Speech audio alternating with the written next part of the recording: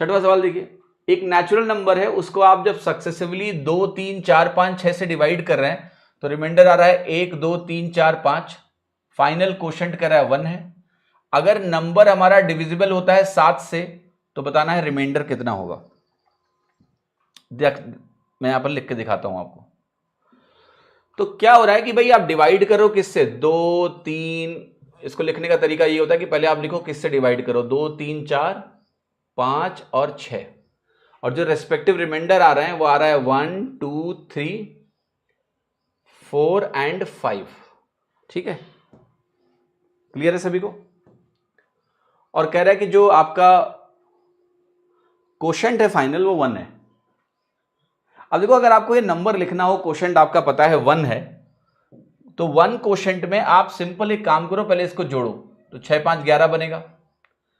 फिर इधर जब जाते हैं तो जोड़ते हैं, इधर जाते हैं तो मल्टीप्लाई करते हैं, तो 11 5 55 हो गया, 55 और 4 आपका 59 हो गया। ठीक है, फिर आप 59 का 4 गुना करते हो, जरा बताओ 59 का 4 गुना क्या होगा। 59 का दुगना 118 होता है, 118 का दुगना कितना होता है 236, और 3 ये हो जाएगा 239, होगा कि नहीं होगा। फिर आप 239 का 3 गुना करिए, तो 39 को जब आप 3 गुना करते हो तो 117 मिलता है। ठीक है, और ये 600 हो गया, तो ये वैल्यू हो गई 717, हुई या नहीं हुई, तो आपको हो गई ये वैल्यू हमारी 717 आ गई। क्लियर हो रहा है। अच्छा, 717 होने के बाद फिर क्या करेंगे, फिर आप कहोगे इसमें 2 जोड़ेंगे, तो ये वैल्यू आपकी आ जाएगी 716, इधर जोड़ते हैं इधर मल्टीप्लाई करते हैं, ये वैल्यू क्या हो गई 1432, 1432 में 1 जोड़ेगा, ये वैल्यू आ गई 1433। अब 1433 जो हमारा नंबर है, इसको मुझे अल्टीमेटली 7 से डिवाइड करना है और रिमाइंडर बताना है। एक बार बस चेक कर लेना मैंने कुछ गड़बड़ ना किया हो। 11 5 55, 4 59, 59 चौका हमारा हुआ 236, 39, 29 यहाँ 117 होता है, ये गड़बड़ लिख दिया ना मैंने, 14 नहीं है 17 है, 17 बोला बट लिख दिया 14, तो ये 17 हुआ, और 17 2 हमारा 19 हुआ, 719, ये 1438 और ये 1439 आया।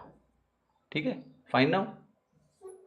सो 1439 को जब आप 7 से डिवाइड करेंगे तो क्या रिमाइंडर आएगा, 7 दूनी 14 हो गया, 7 5 35 हो गया, 4 बच गया, 4 रिमाइंडर हो गया, आंसर क्या आ गया 80। ठीक है, ठीक है। तो this is the process, that is how this particular question can be done. Clear है सभी को, कोई दिक्कत हो रही है। आई होप कि किसी को कोई प्रॉब्लम नहीं होनी चाहिए सवाल में। हाँ जी, ऑलराइट। ये मेथड है सक्सेसिव रिमाइंडर का, कि इस तरह से अगर क्वोशंट 1 है तो वैल्यू निकाली जाती है ना, कि अगर क्वोशंट 1 है तो फाइनल क्वोशंट 1 है, तो ये वाला एक्चुअल नंबर है जिसका आप इस्तेमाल करोगे सॉल्व करने में। ठीक है, आई होप कि यहां पर कोई दिक्कत आपको नहीं होनी चाहिए। इन दोनों को जोड़ते हैं, फिर इससे गुणा करते हैं, फिर ऐसे करके ये प्रोसेस हमारा कंटिन्यूड रहता है। ठीक है, चलिए आगे देखते हैं अगला सवाल।